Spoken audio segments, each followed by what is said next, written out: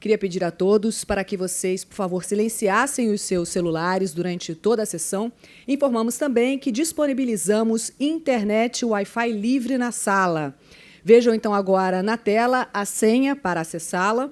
E não esqueçam de acessar nossas redes sociais usando a nossa hashtag SomosFutebol. Lembrando também que todos os presentes têm uma alternativa de usar aqui do lado de fora, logo na entrada aqui do nosso auditório, a gente tem os tradutores, como teremos palestras em inglês, fiquem à vontade. Então a gente segue e a gente vai apresentando ao longo, então.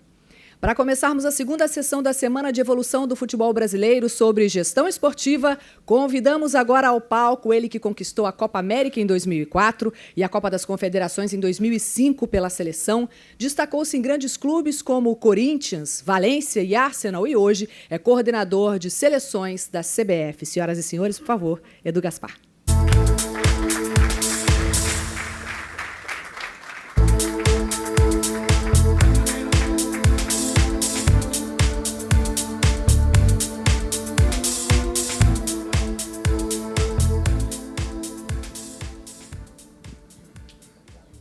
Alô, isso, tá ligado. Boa tarde. Grande prazer estar aqui.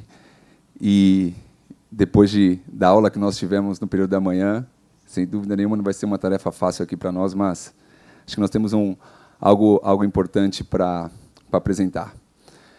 Bom, eu começo com um tema que eu gostaria de dividir, na verdade, é para uma classe, que na verdade é a minha classe, classe dos ex-atletas, que quando eu assumi um cargo no Corinthians, gerente de futebol, isso era um tema que me incomodava um pouquinho, né? Assim que eu encerrei a carreira de jogador, eu percebi que eu tinha uma formação acadêmica muito pequena, né? E, sem dúvida nenhuma, um cargo de gestor, um cargo de gerente, diretor executivo, necessitava algo importante na questão de formação. Eu venho de uma família acadêmica, meu pai formado em música, meu irmão em filosofia, imagine só, o irmão filósofo e o outro irmão de jogador de futebol, a conversa em casa fica um pouquinho estranha, mas perguntei para ele, na época eu falei para ele, G, eu sinto às vezes um certo incômodo de apresentar alguma coisa e falar sobre gestão e não ter uma formação. Ele falou, Edu, vai buscar, cara,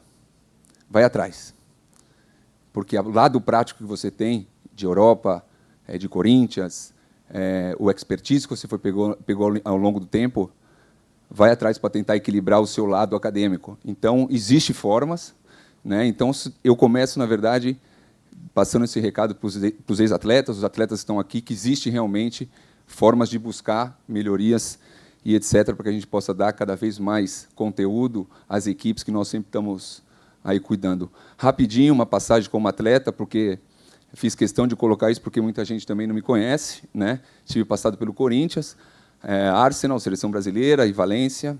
Esses são os títulos que eu conquistei na época que eu fui atleta.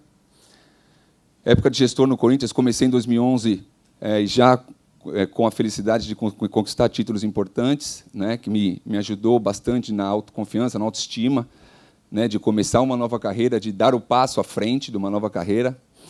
E qual é o meu objetivo aqui para vocês? Na verdade, o meu objetivo é transmitir os conceitos do cargo, né? Eu vou tentar entrar numa parte bastante prática, bastante de dia a dia, de tomada de decisões, assuntos importantes que são abordados no nosso dia a dia, né? E com cuidado, né? Ainda não sou nenhum experto na coordenação técnica da Seleção Brasileira, estou apenas 10 meses, tenho pouco ainda, ou muito, que aprender, e tive pouca experiência, então vou tentar fazer um comparativo sempre que possível, com o meu lado de gerente de futebol do Corinthians, que me deu uma certa bagagem, e agora com umas novos desafios que nos apresentam e as novas tomadas de decisão que são feitas no nosso dia a dia. Eu começo com uma frase que, quando eu falei para o Tite, ele se surpreendeu, né? E as pessoas perguntam, Edu, qual é a sua principal função, qual que é o seu principal objetivo que você tem no dia a dia, qual é a sua principal tomada de decisão? Eu resumo com essa simples frase. Ele pensa no que é dele e eu penso no que é bom para ele. E é verdade. Na verdade, eu vivo pensando com a cabeça do treinador. Eu vivo tomando decisões com a cabeça do treinador. Muitas das decisões, sem dúvida nenhuma, como nós vamos passar e nós vamos discutir, Sem dúvida nenhuma, eu preciso tomar as decisões, junto com o meu diretor estatutário, junto com o meu presidente, mas eu preciso sempre estar muito alinhado com o treinador. Então, eu venho logo na sequência e apresento o porquê eu tenho que estar pensando com a cabeça do treinador. Eu tenho, dentro de um departamento de futebol, ou dentro da CBF hoje, vários outros departamentos, né, que são importantíssimos no nosso dia a dia e que tem, sim, que estar integrado dentro do nosso processo. O clube de futebol, assim que eu cheguei no Corinthians como gerente, eu percebi que o Corinthians tinha uma certa vaidade, digamos assim, com o departamento de futebol. Poucos dos departamentos tinham acesso ao departamento de futebol do Corinthians. Tinha uma certa distância, mantinha uma certa distância entre as áreas, dificultando um pouco o relacionamento entre elas. E eu acredito que o inverso. Eu acredito que eu preciso da equipe de marketing. Eu só sei disso. Eu preciso do departamento financeiro, eu preciso do pessoal de competições, eu preciso de jurídico, eu preciso de logística, eu preciso de tecnologia, ou seja, eu preciso de todos os departamentos envolvidos e muito próximo a mim para a tomada de decisão.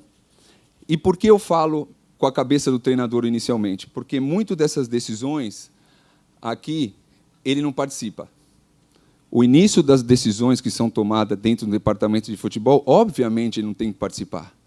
Ele não participa do planejamento estratégico financeiro, ele participa pouco da questão de logística, ele participa pouco ou só o produto final do departamento de marketing, departamento de competições do Manuel Flores, que nos ajuda ao quanto os amistosos, a tomar conta da nossa seleção brasileira quando saímos daqui da sede.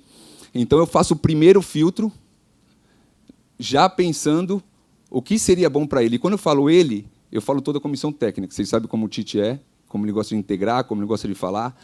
Então, todo esse filtro inicial é feito por mim. Muitos deles, acho que não precisa chegar até aqui. Mas alguns, sim, eu faço questão de chegar aqui, obviamente, com a ciência dele, para que nenhum tipo de decisão venha atrapalhar uma dinâmica de trabalho nossa no dia a dia, o que muito dificilmente existe quando nós estamos bem relacionados entre as áreas, né? Então, mais uma vez, esse trabalho de integração e estar pensando muito bem alinhado e saber o que é bom para o treinador é essencial para mim. E por que eu coloquei o presidente acima? Porque o presidente, eu considero uma parte muito parecida com a do treinador. Ele continua também não participando de um processo de iniciação aqui de qualquer tipo de decisão que nós tomamos. Ele também, muitas vezes, não participa da parte técnica, né, porque ele está acima da gente, ele está cuidando de uma questão muito grande, muito macro, mas muitas vezes, ou todas elas, é importante ele ter a ciência e estar sabendo das coisas que estão tudo acontecendo. O que eu faço aqui, junto com o presidente, que é uma questão que eu acho que eu aprendi ao longo do tempo, com os presidentes que eu participei, que eu acho que me trouxe um bom relacionamento, um dia a dia interessante, muitas das decisões com o presidente, eu não levo o produto pronto, a não ser que são as coisas mais básicas do dia a dia. Eu faço questão de levar o presidente às nossas reuniões, e muitas das vezes eu gosto de compartilhar com o presidente a nossa decisão, integrando o presidente nas nossas decisões, para que, em conjunto, tomamos uma decisão. Eu não quero levar o produto pronto. Eu quero que ele se convença ou esteja convencido da decisão que nós estamos tomando. Ou seja, um exemplo prático, nós temos um amistoso agora na Austrália. E nós estamos com um objetivo diferente, talvez possa ter ampliado as nossas observações, etc., para o lado técnico. Só que aí o Tite estava com muita dúvida de como convocar, quem convocar. Os atletas estão de férias nos seus times, atletas brasileiros, oportunidade de férias para os atletas. Apareceu uma série de questões financeiras, porque nós temos parceiros envolvidos. E tinha dúvida, tinha uma dúvida importante mesmo. Eu fiz questão, como o pessoal da comissão técnica está aqui sabe, fiz questão de pegar todos da parte técnica, levar a uma reunião com o presidente e expor a ele. Presidente, estamos com dúvida e queremos tomar uma decisão em conjunto com o senhor. Com essa decisão aqui, na primeira reunião, continuamos com dúvidas. Para logo na sequência, no dia seguinte, nós, mais uma vez, sentamos com o presidente em conjunto, cada um colocando a sua ideia, cada um colocando o seu ponto de vista, o técnico, o físico, o financeiro, a estratégia, e tomamos uma decisão que daqui a pouco vocês vão saber, obviamente, pelo Tite. E já continuando nessa parte de gestão, eu sempre procurei alguém que tenha uma característica parecida com a nossa, de ex-atleta ou treinador, porque quando você lê ou você vai atrás de informações de gestão, ele é muito amplo. Tem um mercado corporativo, cada um fala de uma forma, e eu comecei a perceber que dentro da forma corporativa e agora da parte técnica, né, exclusivamente falando desse senhor, que vocês conhecem bem, eu percebi que todos eles têm uma característica parecida. O que eu trago realmente para mim, e são coisas que ele falou em 2002, dentro de uma matéria, e nós ainda falamos muito disso, e eu acho que isso daqui, principalmente da parte técnica, né, que é difícil um gestor falar da parte técnica. Normalmente os managers falam do dia a dia, de treino, de 4-4-2, 4-3-3, mas dificilmente alguém fala desse estilo de trabalho como que nós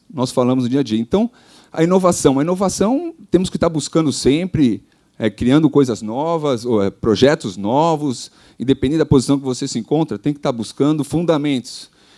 Eu acredito que para você chegar a esse nível, e que para você trabalhar no meio do futebol, você tem que ter fundamentos. Quais são os fundamentos? Entender da parte técnica, entender da parte tática, discutir com o treinador, entender de dinâmica do dia a dia, isso é um fundamento importante. A expertise é o que nós estamos fazendo agora, né? Criar expertise, criar experiência, discutir, estudar, jogar, enfim. Isso daí você cria uma expertise que te dá subsídios, né, para que você possa estar no meio do futebol também.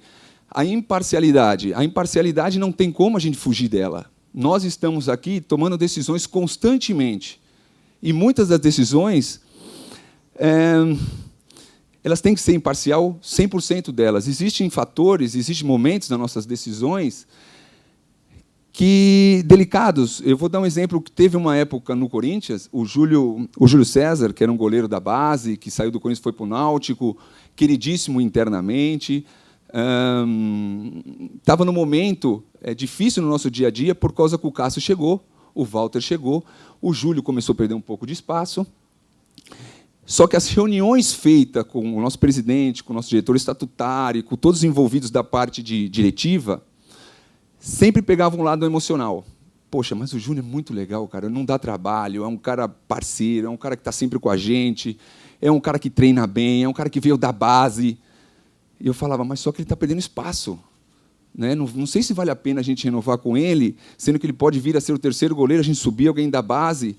Também me dói, porque é um cara que, até hoje, eu tenho um relacionamento com ele, é super querido. Só que a gente tem que pensar com essa imparcialidade. Temos que, a maioria das decisões, nós temos que ser imparcial, que é uma característica importante do gestor.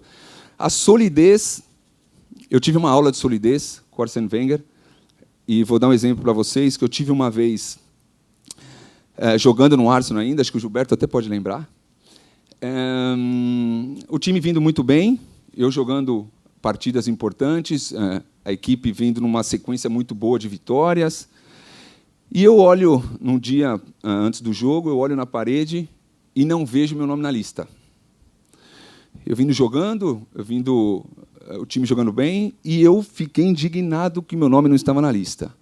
Falei, o que será que eu fiz? Será que eu joguei mal? O time está jogando bem, eu estou me sentindo bem? Bom, primeira coisa que o jogador faz, quer dizer, que eu fiz na época, bati na porta do Arsène e falei, Arsène, posso falar com você um minuto? Ele falou assim, obviamente que sim. E ele estava numa reunião.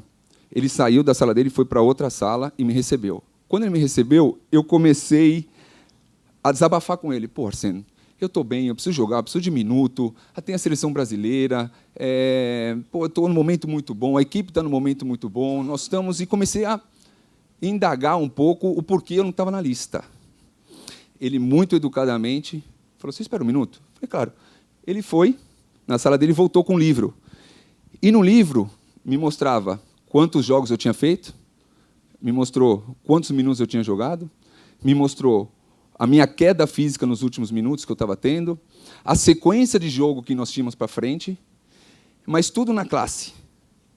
Chegou um momento que começou até a me dar um pouco de dor de estômago, porque eu fui indagar o cara me deu uma aula de simplicidade, de conteúdo, né, e de solidez, que eu tentei indagar um pouquinho mais para não ficar sem graça, né, porque ficou chato para mim. Mas isso eu aprendi naquele dia, né? E ele falou para mim: Edu, saiba uma coisa, nem tudo que nós fazemos é por mal. Porque nós temos uma sequência de jogo importante e talvez eu venha de precisar na frente. Eu falei: tá bom. Daí eu falei: Arsênio, posso ir embora? Ele falou: não, você pode ir embora, não, você deve, porque você tem um final de semana, eu não quero te ver aqui mais. Agora você fica o final de semana com a sua família, vai curtir com eles, vai descansar, vai curtir seu filho. Eu falei: ainda para machucar mais, ainda se manda eu ir com a família ainda. Mas tá bom, tudo bem. Mas é uma característica importante de solidez. O cara tranquilo, o cara tomando a decisão respaldado, com argumentos, é importante. E aí as atribuições, eu coloquei algumas, obviamente, mas algumas que dá para discutir bem.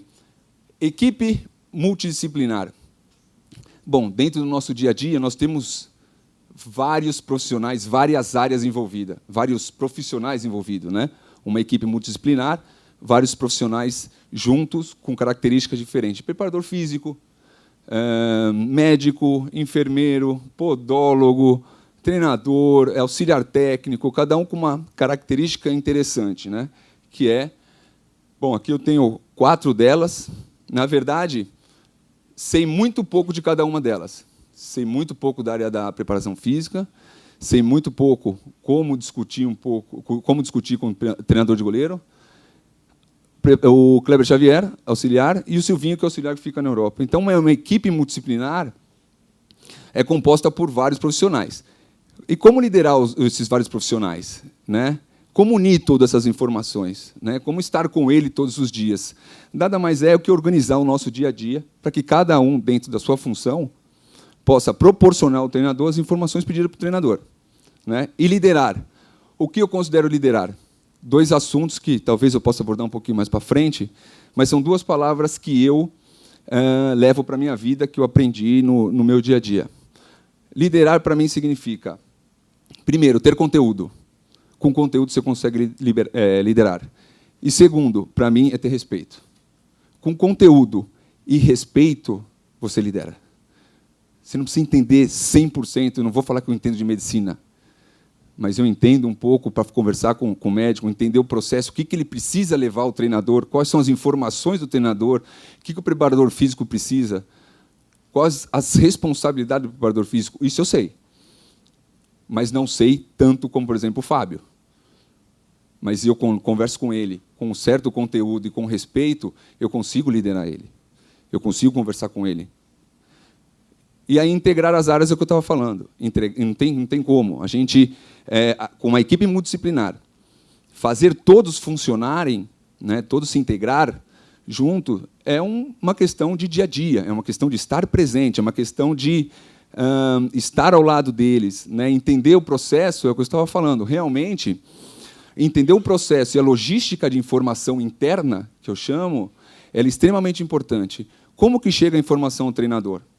O que o treinador precisa de informação? Quais são os detalhes que o treinador precisa? Então, é cuidar dessas áreas envolvidas, estando perto, estando no dia a dia e cobrando, caso necessário. E aqui está um exemplo nosso, que nós tivemos uma reunião, né, só uma pequena foto ilustrando. Definir planos estratégicos, metas e objetivo, que é um tema meio discutível e ainda, principalmente no futebol, qual é a meta do Corinthians, do Palmeiras, do São Paulo, do Flamengo, do Fluminense?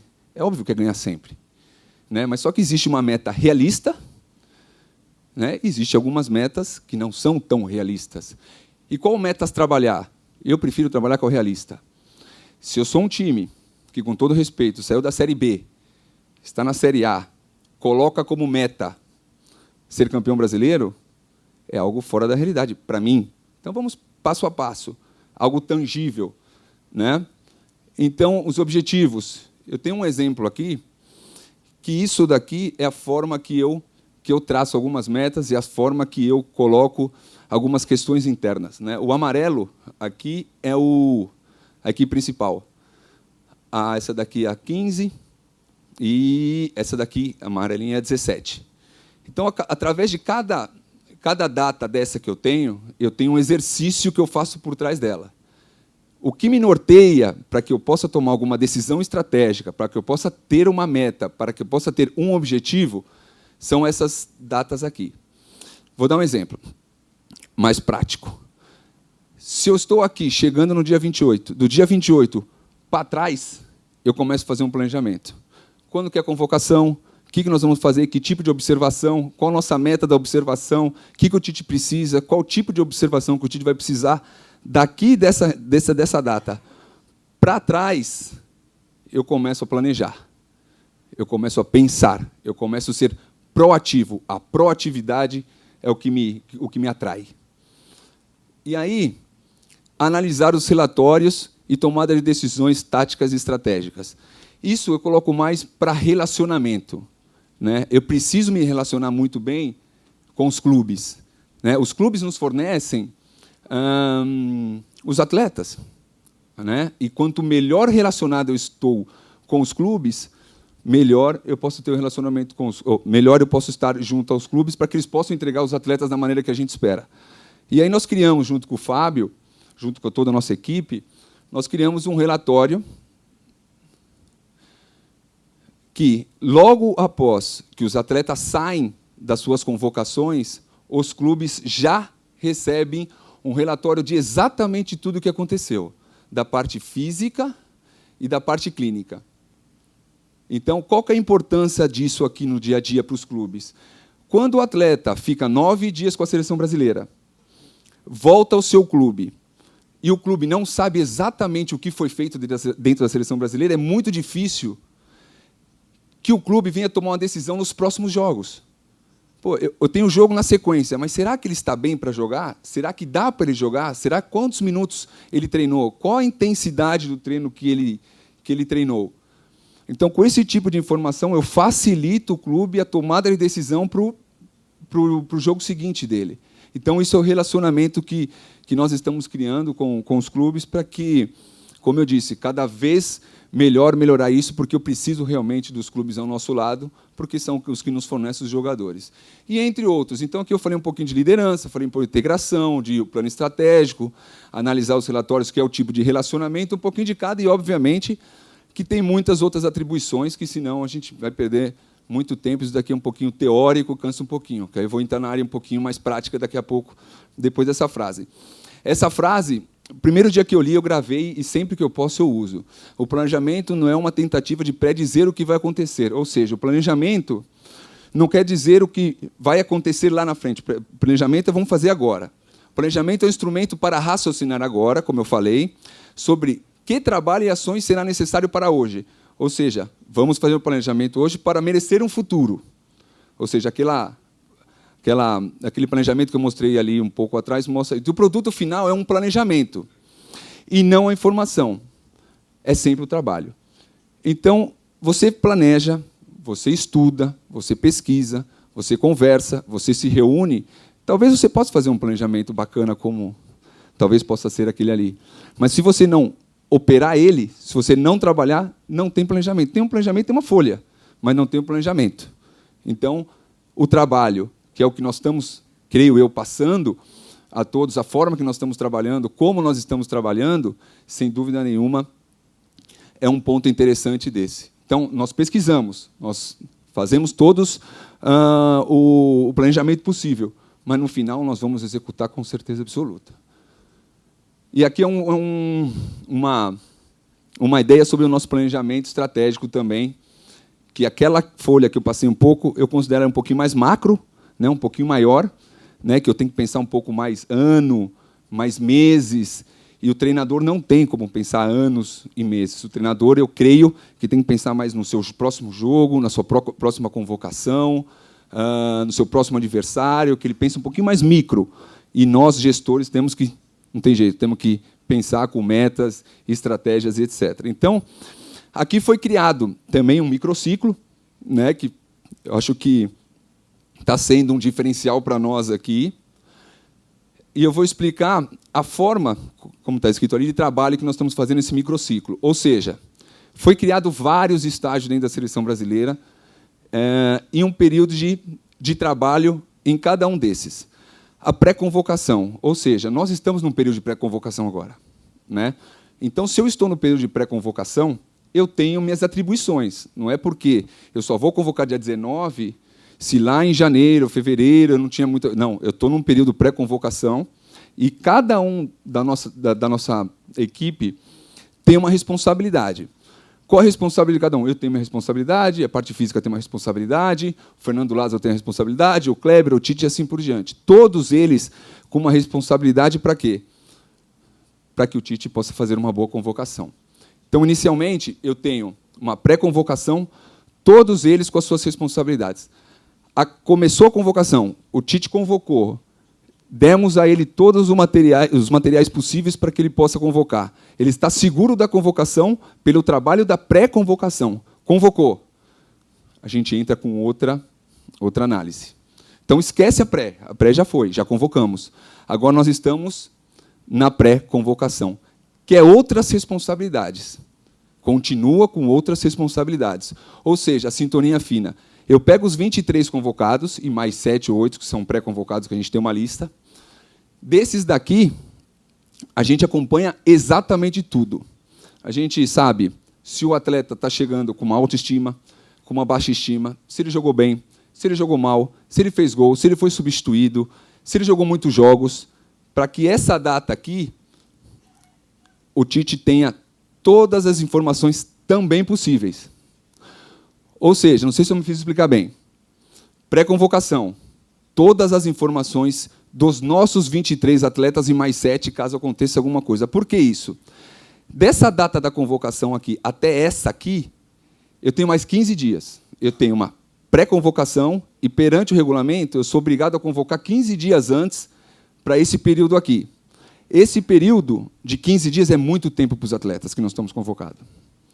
Então, a gente também entra com algumas responsabilidades, controle de lesões, montagem de material individual, como eu falei, autoestima, baixa estima, ou seja, tudo que vocês possam imaginar, para que o Tite entre nesse período 100% tranquilo, de tudo o que aconteceu, já planejando individualmente o que cada um dos atletas precisam para chegar aqui. Tem uns atletas que vão precisar treinar forte, tem outros que têm que treinar um pouco mais fraco, tem outros que precisam tomar um tratamento de fisioterapia, tem outros que precisam um pouco de banho gelado, não sei. Aí é uma estratégia criada pelo Fábio e pelos restantes da comissão técnica. Para esse período, a gente entra em novo período. E aí é treino e jogo. Aí já está na mão do Tite. Já pré-convocamos, já analisamos, e agora aqui, aí dentro. Aí é com o Tite, com a comissão técnica, fazer todo o acompanhamento em logo dos adversários, protocolo de análise e treino, banco de imagem, feedback, ou seja, aqui tem um mundo de informação para que ele possa treinar bem e jogar bem. Para quando acabar esse período, a gente é num período de pós-análise. Então, tudo o que aconteceu aqui, aqui e aqui, a gente está analisando melhorias de tudo o que nós precisamos, o que nós precisamos atacar, que nós não atacamos, e discussões realmente. Né? Porque esse período é um período que, para nós, de reuniões, de comentários, de todas as áreas, que enriqueceu, está enriquecendo, na verdade, ainda esse planejamento. Eu estou, para dar um exemplo, bom, só para terminar esse slide, logo que acabou essa pós-análise, a gente volta para cá de novo. Então, por exemplo, acabou, reunimos, discutimos todas as condições, todas as melhorias, tudo que nós fizemos, voltamos aqui para uma pré-convocação e continuou nosso plano de trabalho aqui, esse microciclo que a gente chama.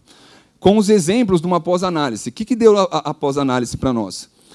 Vou dar alguns exemplos. Por exemplo, quando nós estávamos conversando, foi diagnosticado que os goleiros, por exemplo, quando o Tafarel, no caso, ia fazer análise dos goleiros nos jogos, foi diagnosticado que os goleiros pegavam muito pouco na bola em alguns jogos. 3, 4 ações, 5, 6 ações, 7 ações. E o Tafarel, quando vinha falar com a gente, não vinha com material rico de informação, não era o que nós esperávamos.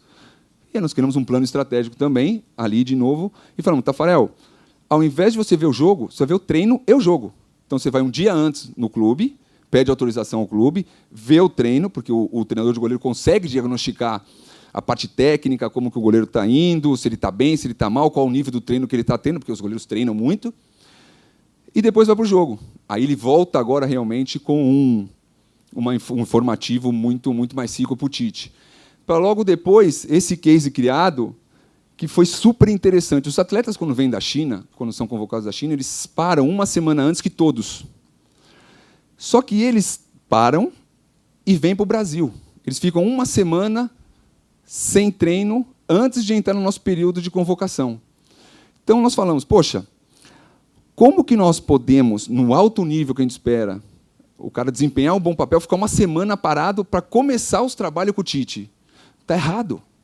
É humanamente impossível o cara estar num bom nível, parar uma semana para depois treinar no nível que é exigido pela comissão técnica. Criamos também aqui em sistema de discussão o Fábio e o Kleber Xavier. Pega os atletas que vão para a China e eles vão dar treino. Nós já fomos no Corinthians, já fomos no São Paulo, já fomos no Fluminense. Então, os atletas chegam, treinam fisicamente e taticamente. E um exemplo, Brasil e Argentina, não sei nem se o Tite falou, mas Brasil e Argentina foi treinado quando o Paulinho e o Renato trocaram de lado, isso foi treinado no Fluminense. E deu a resposta no Brasil e Argentina, que quem assistiu o jogo viu que o Paulinho e o Renato Augusto mudou de posição e deu a segurança para o Tite na hora do momento estratégico, é agora. E deixou muito melhor preparado. Faço uma analogia aqui sobre clube e seleção, que eu acho que seria interessante, né? Até porque eu falei que eu não tenho tanta expertise de seleção, as coisas estão sendo criadas ainda, né? E aqui eu vou entrar no lado mais técnico, que eu mostrei para o Tite e o Tite gostou, então me deu segurança para falar. Aqui é o grupo que nós temos do Corinthians, que nós somos campeões brasileiros, antes de chegar à seleção brasileira.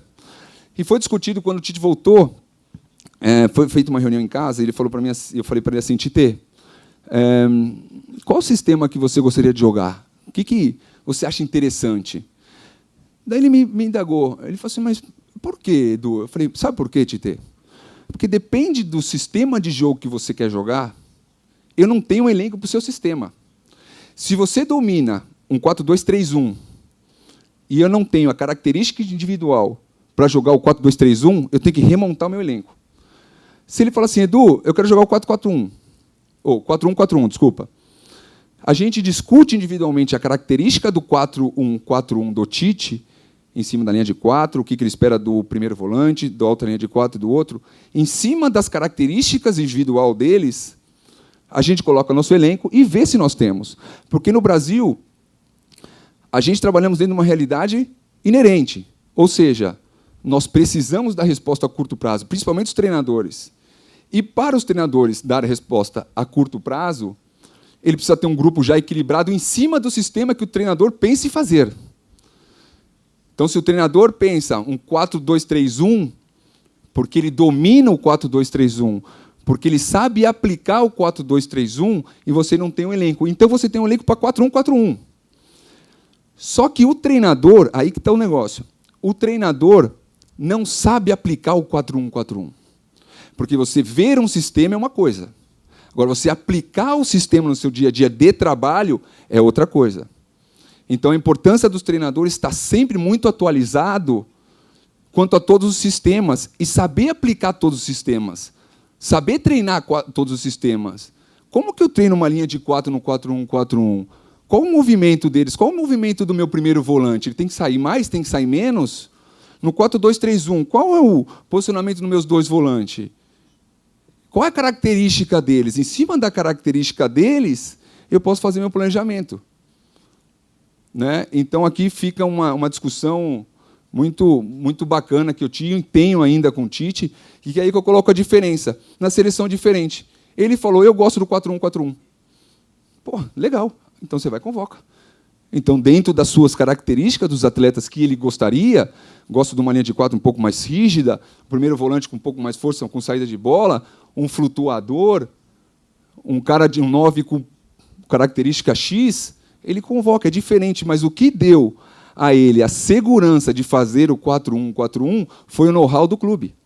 Foi ele aprender no clube ou estudar no clube para chegar na seleção brasileira e estar dominado um sistema de jogo. Obviamente que nós temos outro, o Tite discute outros sistemas, mas estou dando um exemplo aqui da importância do domínio do sistema e entender as características de cada atleta para o sistema. Deu para entender, não? Deu, né? Puta vida, acho que eu compliquei, mas tá bom. Aí, fazendo essa analogia, o Tite, em cima do sistema dele, buscava um flutuador. Até ele citou aqui. Olha, preciso de um cara que flutua, preciso de um cara que flutua, preciso de um cara que flutua. O Felipe flutua como ninguém. Só que ele flutua do lado, no Liverpool, ele flutua do lado direito. Com a gente direito e no Liverpool esquerdo. E aí o que aconteceu? O Tite, como gosta de, em cima das características, colocar o cara do clube dentro da seleção brasileira, o único que saiu um pouquinho da ideia dele, não de flutuação e de posição, foi o Felipe Coutinho. O restante, todos os atletas, em cima da característica dele e da ideia de jogo dele, ele coloca cada um no seu lugar, como foi citado aqui hoje a importância de pegar os atletas e colocar no seu devido lugar, mas não saiu da característica do Felipe. Talvez mudou um pouco um lado. E aí, nossa rotina de trabalho. Né? Isso, até hoje, isso daí é atualizado. O Vini me ajudou a fazer também, que eu crio uma agenda mensal para que imprensa, qualquer pessoa que me pergunta, o presidente, queira saber o que nós estamos fazendo, estou sempre atualizada. Tudo que nós fazemos, as horas de dados, partidas que a gente observa, viagens, ou seja, o envolvimento e a importância de todos os profissionais que nós temos envolvidos para ter um resultado como esse aqui. Né? Nós somos hoje o topo do ranking, depois de muitas horas de trabalho, dedicação, nada caiu realmente do céu, e vocês sabem bem que vocês estão acompanhando. Né? A primeira seleção classificada para a Copa do Mundo, 60% de média de posse de bola, 2,6 partidas, ou seja, estamos felizes realmente, estamos orgulhosos realmente. Mas só a nossa dedicação, não estou vendendo aqui nada de diferente que vocês sabem, mas a nossa dedicação em cima da responsabilidade que nós temos na seleção brasileira, nós estamos, acho que, fazendo da forma que deve ser feita. E onde estamos hoje? Né? Depois de todo o planejamento, tudo que nós fizemos, onde nós nos encontramos hoje? Hoje nós estamos com um objetivo alcançado. Um objetivo que talvez eu não estaria discutindo hoje, a gente estaria discutindo ainda o nosso planejamento lá atrás, mas só que me apareceu uma situação diferente. Né? Mas só que eu preciso ainda manter a manutenção do meu dia a dia, o meu planejamento lá de trás, e eu tenho uma nova estratégia. Apareceu talvez uma nova estratégia para mim, mas só que eu não posso fugir da minha responsabilidade do amistoso. Eu tenho 4 amistosos. Eu tenho jogos da eliminatória. A seleção brasileira não é porque está classificada que nós vamos mudar o nosso estilo de jogo, nossas responsabilidades. Só que me apareceu uma nova estratégia. E qual que seria a nova estratégia? A Copa do Mundo. Conseguimos. Estamos orgulhosos disso. Então, isso faz parte do nosso planejamento estratégico. E dentro do nosso planejamento estratégico, que entrou a Copa do Mundo, entrou um novo projeto. Entrou uma nova ideia, a inovação que eu citei lá atrás. Então, qual é o nosso novo projeto? Cadê o Fernando Lázaro? Está aí? Ideia do Fernando Lázaro. Isso que é a importância também de ter grandes profissionais dentro da área. O Fernando Lázaro, depois da nossa conquista, que abriu nova perspectiva, vamos falar sobre Copa do Mundo, vem um novo projeto de avaliações. Então, o que acontece? Nós continuamos avaliando nossos atletas, como nós sempre avaliamos. Né? Nós temos nossas responsabilidades. Eu tenho a nossa parceria, e já estou divulgando aqui, que nós vamos tentar dar sequência a isso, porque isso é novo. O Fernando falou, montamos esse projeto 20 dias, 15 dias atrás, e apareceu esse novo projeto, que é seguir os países. Até então, não tinha como seguir muito todos os países europeus, todos os países que nós possamos jogar contra eles. A gente seguia os sul-americanos, porque a gente pensava em curto prazo. Vamos jogar contra a Argentina, segue a Argentina. Vamos jogar contra o Uruguai, segue o Uruguai.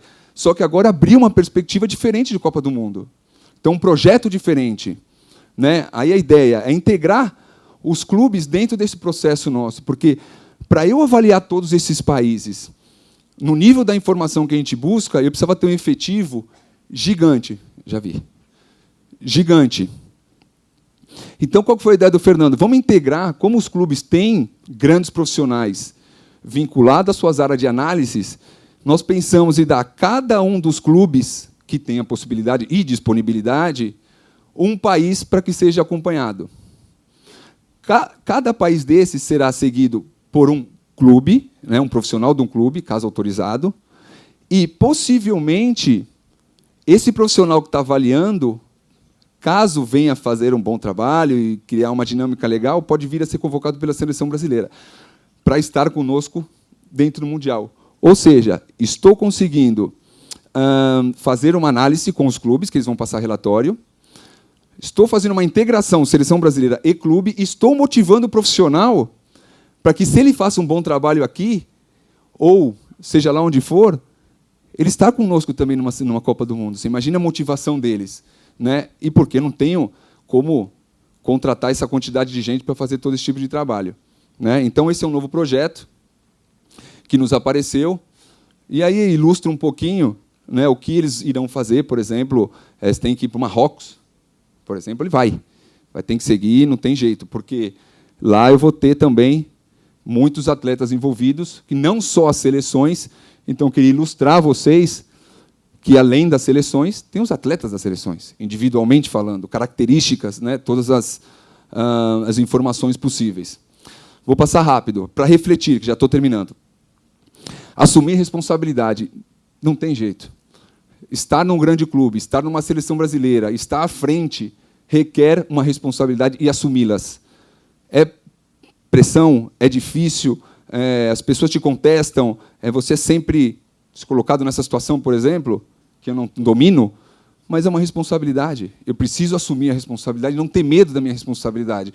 Estar à frente de um Corinthians, de um Flamengo, de um Palmeiras, como eu estava falando, requer assumir responsabilidades, e é boa, e é muito boa.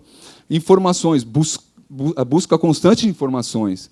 Como eu falei lá atrás na minha formação, não tive uma formação grande de formação acadêmica, mas eu tenho como buscar informações. Vou ler tecnologia, eu vou querer entender de outras áreas, falar sobre, não sei, marketing, como o Belletti falou hoje para mim. Eu estou numa área de... Eu falei, porra, que show, cara. Vai pegar expertise, né? Vai pegar experiência, liderar. Como eu falei, liderar, para mim, duas palavras que podem gravar, que eu levo para a minha vida.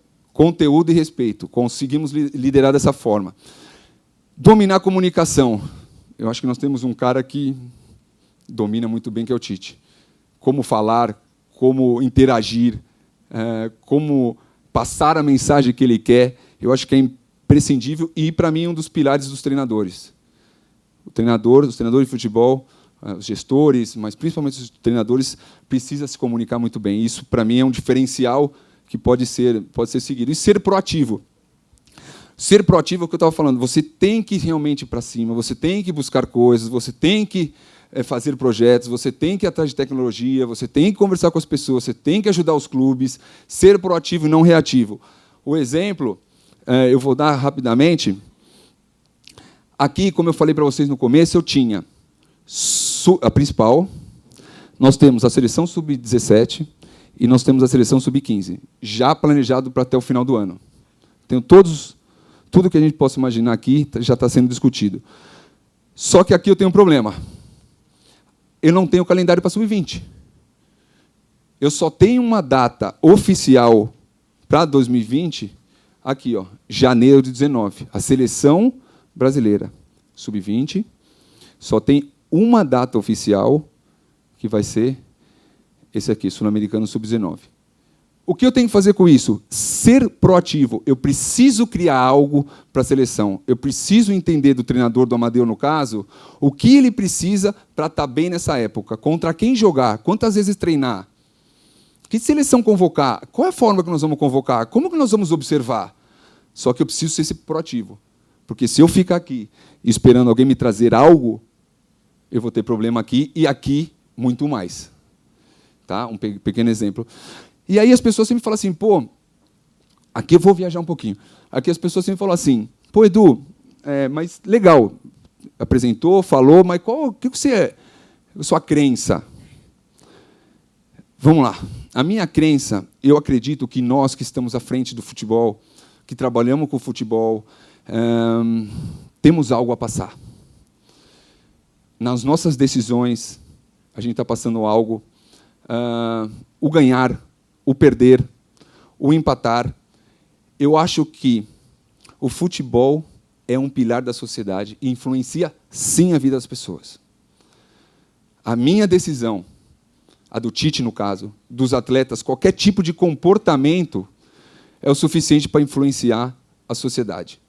Quantas vezes a gente sabe que a gente sai do estádio, vai para casa conversar com o pai, com a mãe, falar quem se comportou bem, quem se comportou mal, uma briga, o porquê da briga, quem é que influenciou a briga, quem é que mandou uma mensagem legal, como falamos do Rodrigo, né? Qual a responsabilidade? A responsabilidade de passar uma mensagem de ser correto, uma mentalidade de ser sereno, responsável, comprometido, justo. A gente consegue passar essa mensagem para a sociedade, eu acredito. Imagine que todos nós que trabalhamos no futebol, que temos um microfone, temos a possibilidade de passar algo, eu acho que é extremamente importante e que cabe uma reflexão, sim. Cabe uma reflexão que eu vou mostrar para vocês. Que, no final, a minha mensagem que eu sempre tento falar com os atletas e sempre com quem trabalha no meio do futebol, eu falo: existe forma de ganhar, existe forma de perder, existem formas de empatar. Não é porque eu perdi que eu estou mandando uma mensagem para o meu torcedor ou para quem me segue ruim. Eu posso perder mandando uma baita mensagem. Eu posso empatar ganhando uma baita mensagem. E eu posso ganhar e mandando uma mensagem ruim. Mas eu não quero. A minha crença, a minha filosofia de vida, de educação, que vem dos meus pais, que sempre me falava e me cobrava: filhos têm que ser educados, filhos têm que ser humildes, porque quando vem uma criança você precisa falar, porque influencia. O menino vai sair da sua casa, vai sair da foto que tirou com você, vai sair feliz. Então, vim criado com os meus pais em cima disso. E depois que eu entrei no futebol, efetivamente, eu acredito ainda mais. Por isso aqui. A seleção da Irlanda... Baixa só um pouquinho. A seleção da Irlanda foi desclassificada da Eurocopa. Ela não está passando uma mensagem, será, uma mensagem bacana? Uma mensagem bonita? Eles não estão orgulhosos, os torcedores? Eles não vão para casa contente? Perdeu. E qual o problema? Embora seria previsível que ele não ganharia a Eurocopa, sim. Mas a forma que você perdeu, a mensagem que você passa é diferente. Aqui tem uma que eu vivi, e eu gostaria de passar. Isso eu vivi na minha pele. O Corinthians foi eliminado. Olha o Paulinho. Olha os atletas do Boca, como respeitaram a equipe do Corinthians. Olha o Fábio Santos.